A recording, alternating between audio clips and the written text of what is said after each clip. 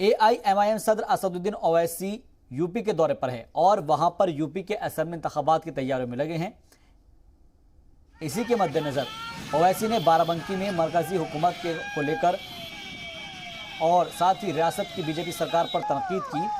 ओवैसी ने लिंचिंग के मामलों पर भी सरकार को घेरा और कहा कि ऐसे लोगों पर सरकार कभी कार्रवाई नहीं करती है।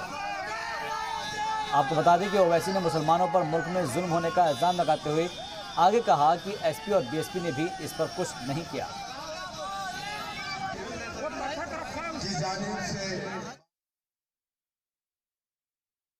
जब से नरेंद्र मोदी की हुकूमत बनी उस वक्त से ये पूरी कोशिश की जा रही है कि भारत का ये जो सेकुलरिज्म है, भारत की जो खूबसूरती है भाईचारे की, उसको तब्दील करके इस मुल्क को एक हिंदुत्व राष्ट्र में तब्दील किया जाए।